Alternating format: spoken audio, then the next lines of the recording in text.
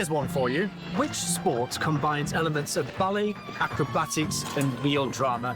Well, it is, of course, rhythmic gymnastics. And in this episode of Inland Visions, we're going to find out just what it takes to be the best of the best.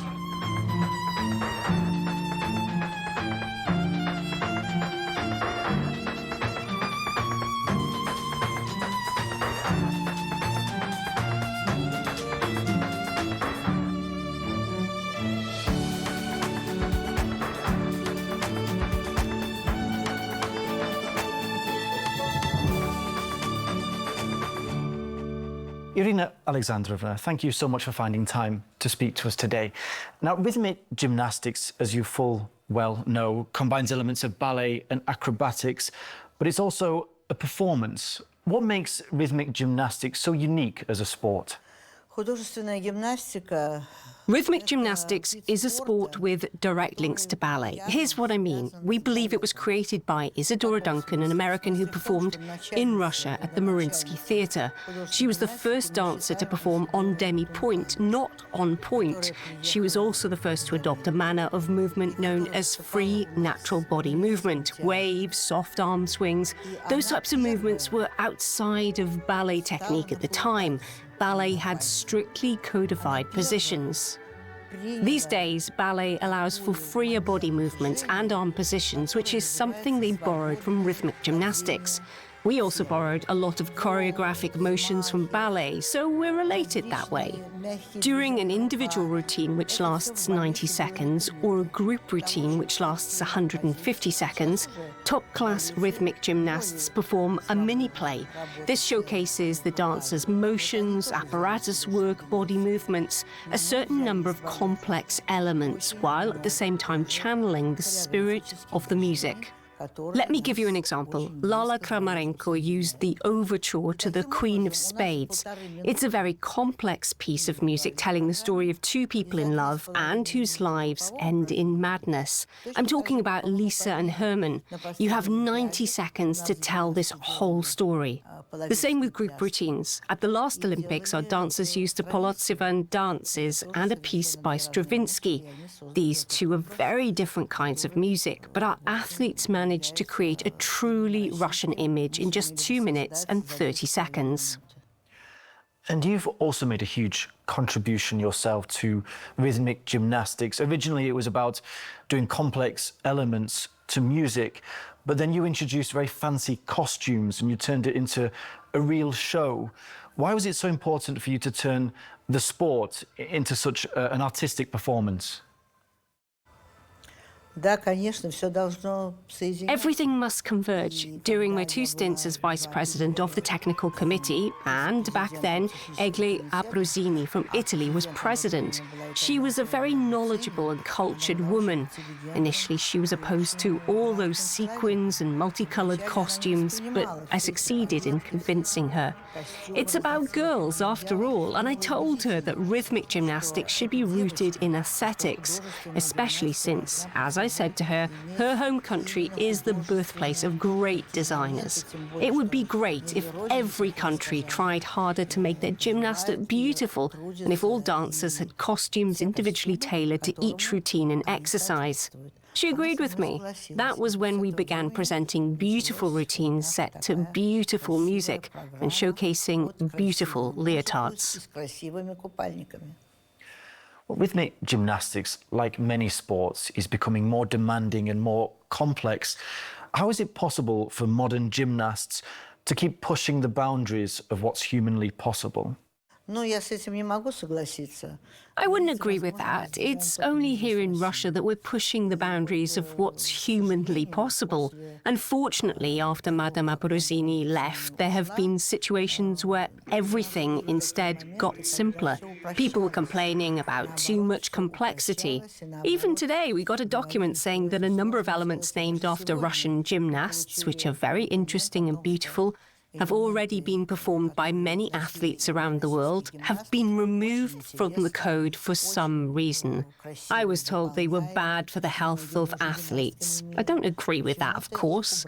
When we first proposed and showed those elements, the medical commission at the time gave the green light. If you compare them to artistic gymnastics, a simple somersault on the beam is a highly complex element that can hardly be described as particularly healthy. And yet gymnasts are allowed to perform such elements on the beam, on bars, and on the vault to get higher scores, while doing something like that in rhythmic gymnastics is supposed to be too harmful? I disagree, and yet these elements have been removed, which is a shame. You've said previously that international standards have been hindering the development of rhythmic gymnastics, whereas Russia, oppositely, conversely, has been helping push the bar higher each year. But now that Russian rhythmic gymnasts are out of the picture, what effect do you think this will have on the sport internationally? We have adapted by coming up with our own Russian code. We're allowing gymnasts to show everything they can do and everything they can think of without restrictions. Everything is allowed, but they must perform these elements without the slightest fault to get points. We don't have small faults, medium faults, or major faults. We only award points for motions which are executed correctly.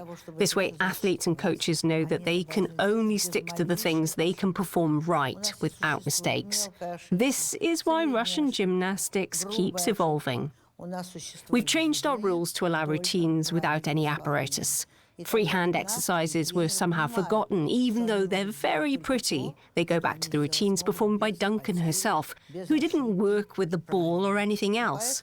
Girls can now use their body motions without any apparatus to demonstrate the freedom of movement, the freedom of emotion that rhythmic gymnastics is all about, without having to worry about throwing, catching, or rolling any apparatus. We believe that's very important. We've also reintroduced the rope because rope exercises are very good for athletes. My student, Alina Kabaeva, suggested reintroducing the rope, which we agreed to do. So now we have 6 different events in the Russian code. All of our regions, and there are more than 80 of them, have adjusted to the new rules both for individual and group routines, as well as junior competitions. Everyone is happy, and all the kids are thriving as they compete across all these different events.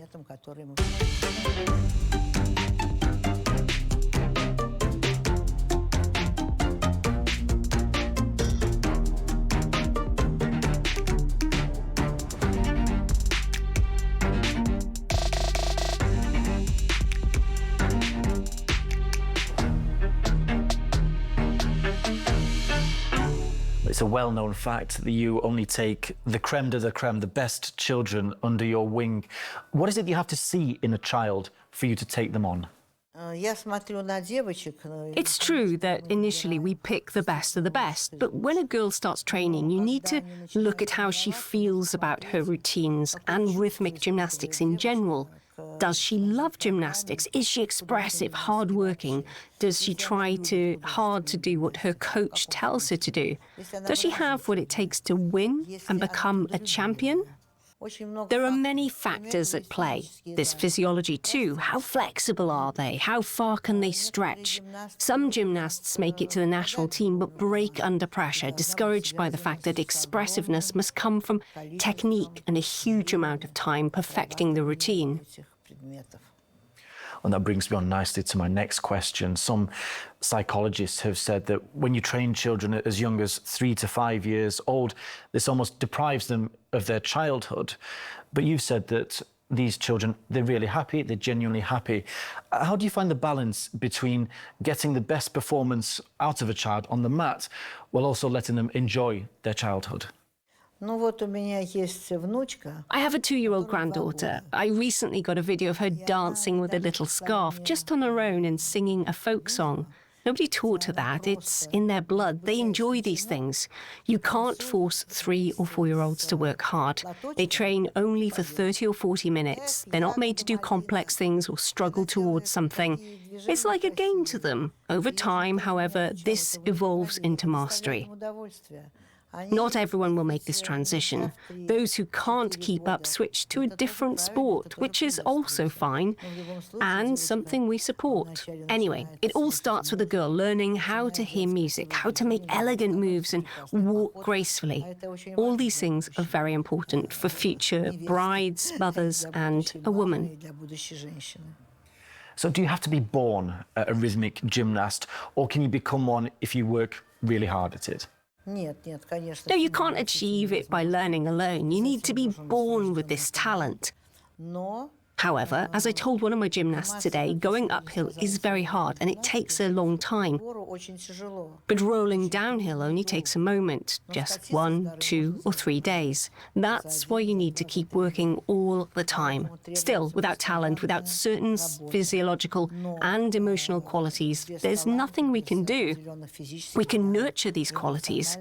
Well, part of the beauty, or for me at least, of rhythmic gymnastics is the ability to tell a story through movement and music. And that, to me, would seem it requires some sort of a self-reflection and maybe even life experience. How do you teach this to children of such a young age? Kids at the age of 3 or 5 can have a very clear picture of what is or what can be. They can say very interesting things sometimes. Let me tell you, children understand a lot, even at this age. If you give them music and you teach them motions appropriate for their age, they'll be able to express themselves beautifully.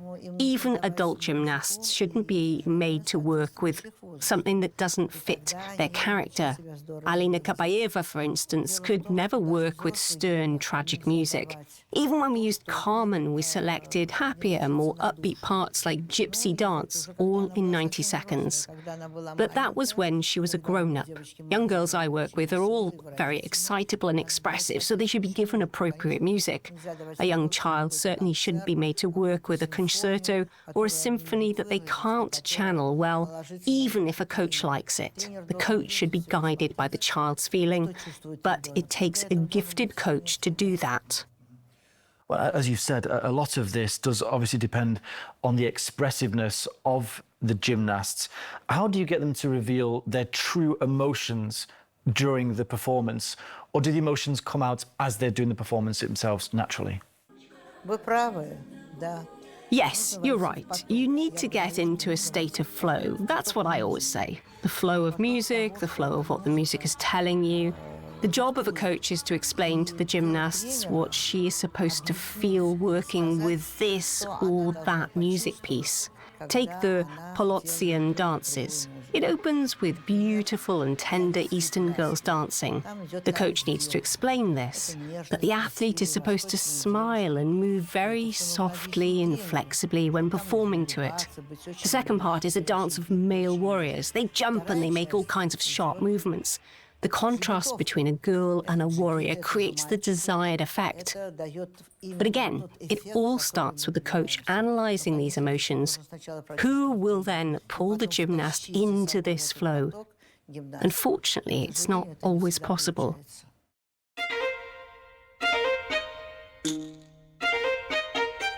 To make it in this sport, these young gymnasts not only need talent, but also a trusted and experienced coach to help them nurture it.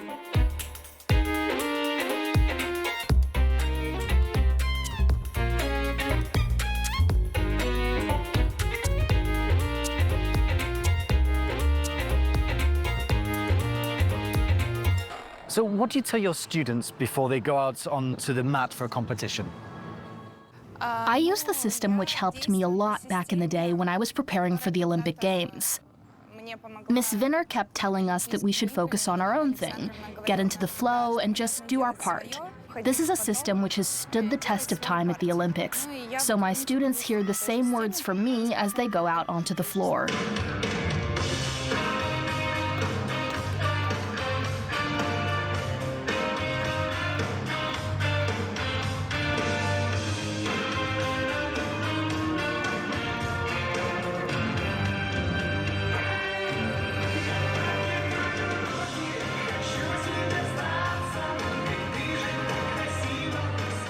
And what approach do you take to giving your students feedback after a performance? First, we focus on the things they did well. It's super important. I think for kids to know what went well and what went poorly. I start by highlighting the good things, but then we immediately proceed to analyze the drawbacks. I believe it's very important to figure out right away what was good and what was bad, and correct the mistakes. This is my method. Kids need to know where they succeeded and what could have been done better so that they can fix it immediately. Is it true that each gymnast has their own speciality, or do they have to excel at everything in order to succeed in the sport? Some children have a special gift. Some have certain peculiarities in their nature or physique. I personally have 5 gymnasts on the floor, and I try to bring out a personality in each one of them. Each one has a special place. Each girl has her own strengths. By combining them, I get what I need. And what does it take to be a parent of a rhythmic gymnast? The parents of a true champion are like my parents. They don't interfere, they never tell the coach what to do, but entrust their child completely to her mentor so that they can form a tandem and have the right chemistry. Now, and how do you teach your students to really show their emotions on the carpet, or is this something that comes out naturally during a repertoire? I bring out different emotions in my students. It's not always big smiles, but sometimes I want them to feel angry or combative so that they're aware of their emotional range and learn to embrace it. They must respond emotionally to everything if they want their performance to come from the heart. And when they feel that everything's going well, they naturally break into a smile and their eyes light up. It's the most natural way to achieve it. The renowned Russian trainer Irina Viner, she said that there comes a point where a coach can no longer teach their students something and they have to give their students to another trainer for them to continue developing. How do you tell when that time has come, and is it difficult to part ways? I completely agree with Miss Viner. I've been there myself. My first personal trainer passed me to Vera Stahlbaums, who's a top trainer in Omsk. And then Miss Stahlbaums, who has plenty of experience and who has trained many Olympic medalists herself, in turn, passed me to Irina Viner. I'd say you need to feel it on a subconscious level. It takes a lot of professionalism for a coach to realize that the child is developing and needs to move on. It's very valuable when coaches can do that, and it's something we should all learn from them.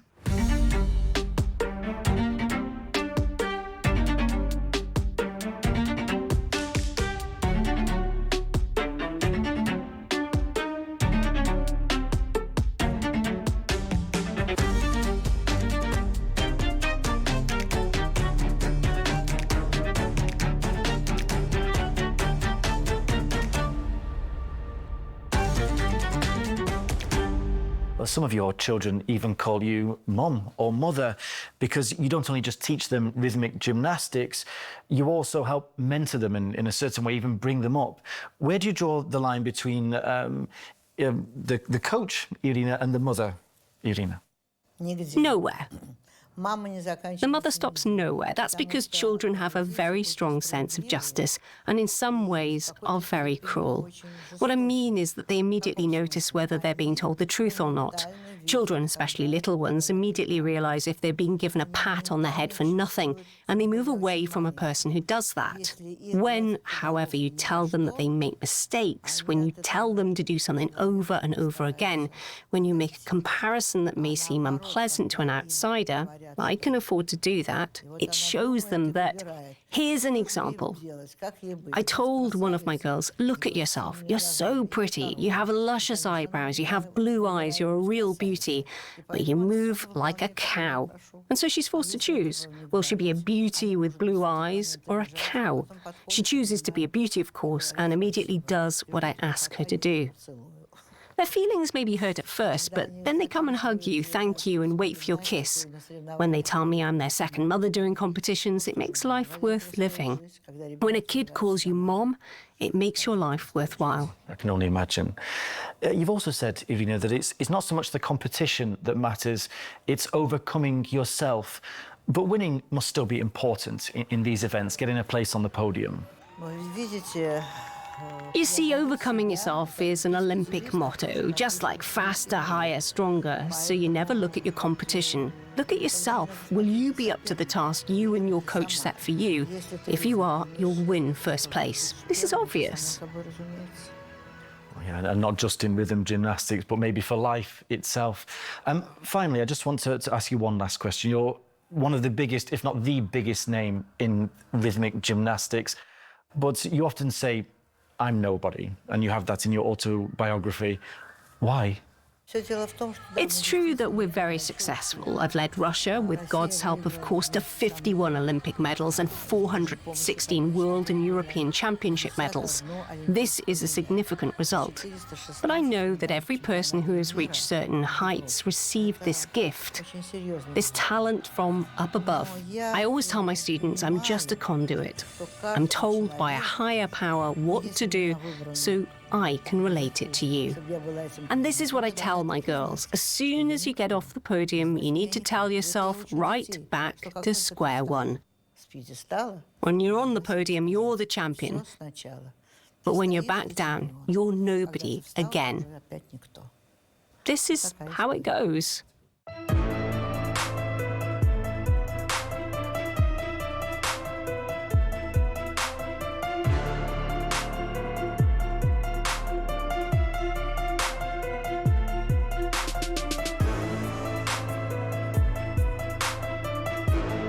The grace and beauty with which these gymnasts perform belies a tremendous amount of hard work, hours of training, and unwavering commitment. To find out just how they keep it together under such pressure, we ask Lala Kramarenko.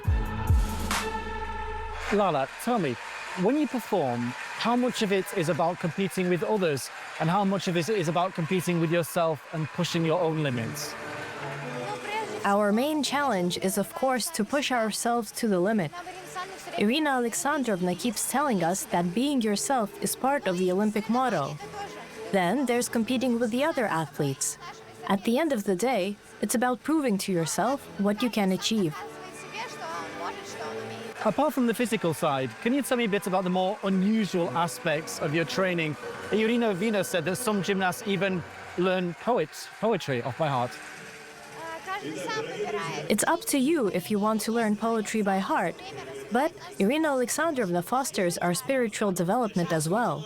We go to the Bolshoi Theater to see ballets like Swan Lake, Don Quixote, and The Nutcracker. Those who enjoy it learn poetry. Gymnastics is an art form, and we channel our history in our dances. Each person has their own way to express emotion. Lala, do you watch the performances of your competitors, and if so, why? I do. My hero is Alina Kabaeva. I keep watching her performances and always glean something new and interesting from them. There are other girls around the world who are doing cool stuff in terms of body movements and apparatus work too, so we need to be aware of what's going on. We pick up and adapt some of these elements. And finally, you look so confident when you're out there. You have this brilliant smile. Can you tell us what's going on inside before you perform? The coach's attitude matters a lot. You get nervous, of course, which is fine. All athletes get nervous, but your trainers, your parents, and your family help you overcome the emotional turmoil. In my case, it's my twin sister Diana. We're very close. My family is all about sports, so it's all thanks to my trainers and my family. Lala, thank you very much for speaking to us. Very interesting. Thank you.